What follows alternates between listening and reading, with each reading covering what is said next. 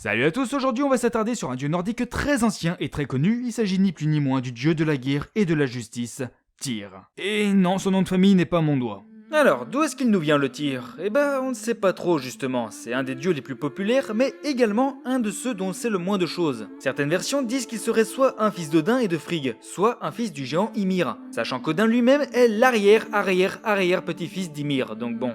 Tyr était connu pour son courage et sa force, et tout comme Odin, eh bien on lui sacrifiait des hommes par pendaison.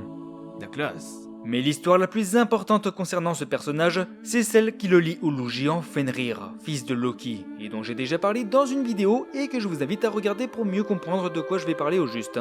Tyr était le seul dieu qui avait le courage de nourrir la bête. C'est alors installé une certaine confiance entre ces deux-là. Mais lors de la fameuse épreuve où les dieux mirent au défi Fenrir de se libérer des chaînes, celui-ci demanda comme garant que l'un d'eux place son bras dans sa gueule. Et c'est donc le vaillant Tyr qui se porta volontaire. Mais lorsque Fenrir comprit qu'il s'agissait d'un piège et qu'il ne pouvait pas se libérer, il décida de se venger et de refermer sa grande gueule, coupant ainsi le bras de Tyr. Tu lui parles, le dieu Az se moquait bien de la douleur. Pour lui c'était juste un mauvais mardi. Oh d'ailleurs petite anecdote, plus tard les anglo-saxons donneront son nom à mardi, Tuesday. Et après ça, autant vous dire que la popularité de Tyr a considérablement augmenté, parce qu'il fallait avoir de sacrées coronesses bien trempées pour faire ce qu'il a fait. D'ailleurs, moi je l'applaudis à deux mains.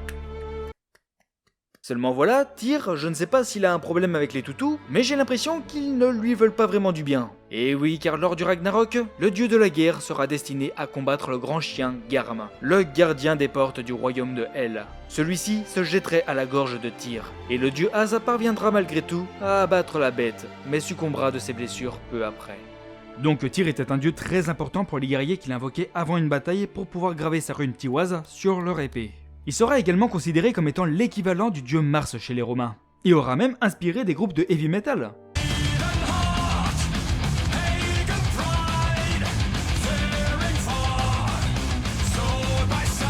Et voilà, cette vidéo est terminée, j'espère qu'elle vous a plu. Enfin non, je sais qu'elle vous a plu, j'en mettrai ma main à couper.